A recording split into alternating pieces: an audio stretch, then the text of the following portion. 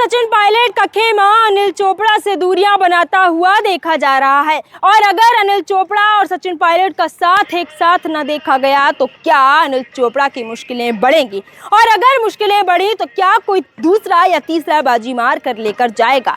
जी हाँ, मैं बात कर रही हूँ यूथ कांग्रेस चुनावों की, जहां पर दिनों दिन चुनाव बहुत नजदीक होता जा रहा है और जैसे जैसे 21 तारीख यानी कि कल का दिन पास आ रहा है वैसे वैसे चर्चाएं बढ़ती चली जा रही हैं, क्योंकि यूथ कांग्रेस के चुनावों में पीसीसी चीफ गोविंद सिंह डोटासरा से चुनाव आयोग के 6 मेंबर्स ने मिलकर एक शिकायत रखी है। उन्होंने साफ तौर पर कहा है गोविंद सिंह डोटासरा से कि हम एक बात करना चाहते हैं। तो गोविंद सिंह डोटासरा ने कहा बताओ, तो मेंबर्स ने ये बोला क्या हम आपसे भरी सभा में बात करें या फिर आपसे कमरे में कान में फुसफुसा के बात करें। तो वहीं आप देखिए गोविंद सिंह डोटासरा ने जवाब देते हुए कहा, दो टूक तलखी से बात रखी और कहा कि जो भी बात करनी है यही करो, मैं कभी कोई ऐसी बात नहीं करता जो छुपने और छुपाने वाली बात हो। तो पीसीसी चीफ से इलेक्शन कमीशन के मेंबर्स ने साफ तौर पर यह कहा है कि पीसीसी के कुछ मेंबर हैं जो कि यूथ कांग्रेस के चुनावों में दखल अंदाज कर रहे हैं, चुनाव की प्रक्रिया को भंग करने की कोशिश कर रहे हैं। बहुत बड़ा आरोप है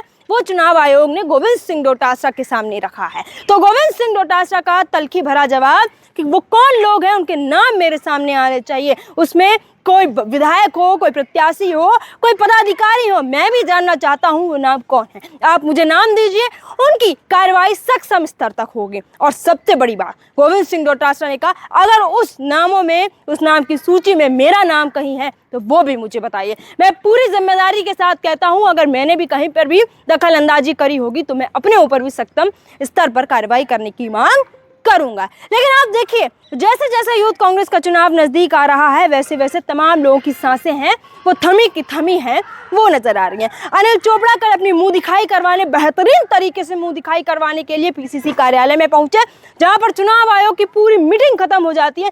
फिर अनिल चोपड़ा जाते हैं और आ जाते हैं। आप देखिए कि वो सीरियस ही नहीं ले रहे हैं, ना मीटिंग्स को, ना अपनी समस्याओं के समाधान को सुनना चाहते हैं और ना वो ये समझना चाहते हैं कि मीटिंग्स में बैठना जरूरी है या नहीं है, या इसलिए वो नहीं जाना चाहते हैं कि पीसीसी के चीफ अध्यक्ष गोविंद सिंह डोटासरा है वो उनका कार्यालय है। क्या सचिन पायलट ने अनिल चोपड़ा को मना कर रखा था? क्या सचिन पायलट की ओर से कोई इशारा नहीं आया इसलिए अनिल चोपड़ा वहां नहीं पहुंचे? तो क्या इस पूरी कहानी से किसी दूसरे या तीसरे मेंबर को जीतने के आसार बढ़ सकते हैं? क्योंकि दिनों दिन जैसे यूथ कांग्रेस का चुनाव नजदीक आ रहा है वैसे वैसे साफ तौर पर देखा जा रहा है कि अनिल चोपड़ा की सांसें थमी की थमी नजर आ रही है, क्योंकि मुकेश भाकर ने अपना यूथ कांग्रेस के चुनावी मैदान से पलड़ा साफ कर लिया है और हाथ बाहर खींच लिया है, जिसके बाद से देखा जा रहा है कि अनिल चोपड़ा के मुंह से, लबों से थरथराते हुए भी मुकेश भाकर का नाम नहीं निकल पा रहा है। जब ZRO और तमाम इलेक्शन कमीशन की टीम वहां पहुंचती है तब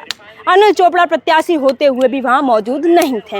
राजकुमार परसवाल थे, अभिषेक चौधरी थे, लेकिन अनिल चोपड़ा की बड़ी कमी देखी गई। वहां पर तमाम प्रदेश अध्यक्ष प्रत्याशी थे, महासचिव के थे, सचिव के थे, जिला अध्यक्ष थे, और लेकिन वहां अनिल चोपड़ा का कोई नामो निशान नहीं था। अब आप क्या सोचते हैं इस पूरी बात पर लेकर कमेंट सेक्शन के माध्यम से बता सकते हैं कि आपके हिसाब से कौन जीत रहा है यूथ कांग्रेस के अध्यक्ष पद का ताज और किसके सर पे सजेगा वो ताज।